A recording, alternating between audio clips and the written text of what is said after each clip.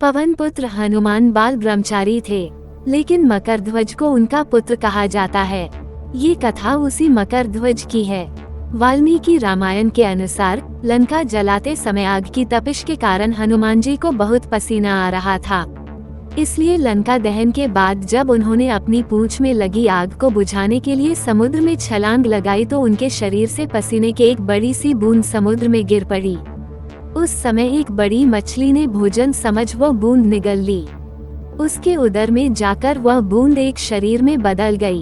एक दिन पाताल के असुर राज अहिरावण के सेवकों ने उस मछली को पकड़ लिया।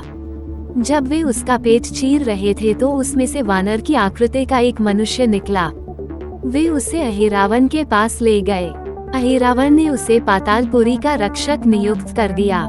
यही वानर हनुमान पुत्र मकरध्वज के नाम से प्रसिद्ध हुआ।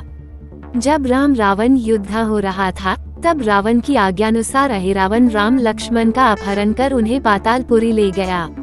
उनके अपहरण से वानर सेना भयभीत व शोकाकुल हो गई, लेकिन विभीषण ने ये भेद हनुमान के समक्ष प्रकट कर दिया। तब राम लक्ष्मण की सहायता के लिए हनुमान जी पातालपुरी पहुँचे। जब उन्होंने पाताल के द्वार पर एक वानर को देखा तो वे आश्चर्यचकित हो गए। उन्होंने मकरध्वज से उसका परिचय पूछा। मकरध्वज अपना परिचय देते हुआ बोला, मैं हनुमान पुत्र मकरध्वज हूँ और पातालपुरी का द्वारपाल हूँ। मकरध्वज की बात सुनकर हनुमान क्रोधित होकर बोले, ये तुम क्या कह रहे हो?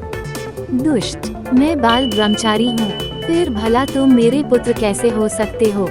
हनुमान का परिचय पाते ही मकरध्वज उनके चरणों में गिर गया और उन्हें प्रणाम कर अपनी उत्पत्ति की कथा सुनाई।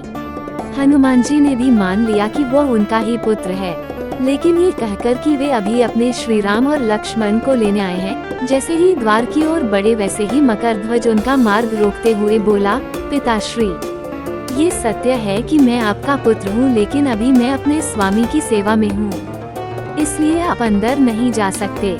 हनुमान ने मकरध्वज को अनेक प्रकार से समझाने का प्रयास किया, किंतु वह द्वार से नहीं हटा। तब दोनों में घोर युद्ध शुरू हो गया। देखते ही देखते हनुमान जी उसे अपनी पूंछ में बांधकर पाताल में प्रवेश कर गए। हनुमान सीधे देवी मंदिर में पहुंचे, जहां अहिरावण राम लक्ष्मण की बलि देने वाला था। हनुमान जी को देखकर चामुंडा देवी पाताल लोक से प्रस्थान कर गयीं। तब हनुमान जी देवी रूप धारण करके वहां स्थापित हो गए। कुछ देर के बाद अहिरावण वहां आया और पूजा अर्चना करके जैसे ही उसने राम लक्ष्मण की बलि देने के लिए तलवार उठाई, वैसे ही भयंकर गर्जन करते हुए हनुमान जी प्रकट हो गए और उसी तलवार से अहिरावण का वध कर दिया। उन्होंने राम लक्ष्मण को बंधन मुक्त किया। तब श्री राम ने पूछा, हनुमान, तुम्हारी पूंछ में ये कौन बंधा है? बिल्कुल तुम्हारे समान ही लग रहा है, इसे खोल दो। हनुमान ने मकरध्वज का परिचय देकर उसे बंधन मुक्त कर दिया। मकरध्वज ने श्री राम के समक्ष सिर झुका लिया। तब श्री राम ने मकरध्वज का राज्याभिषेक कर उसे पाताल का राजा घोषित कर दिया और कहा कि भविष्य में वह अपने पिता के समान दूसरों की सेवा करे। ये सुनकर मकरध्वज ने तीनों को प्रणाम किया। तीनों उसे आशीर्वाद देकर वहां से प्रस्थान कर गए। इस प्रकार मकरध्वज हनुमान पुत्र कहलाए।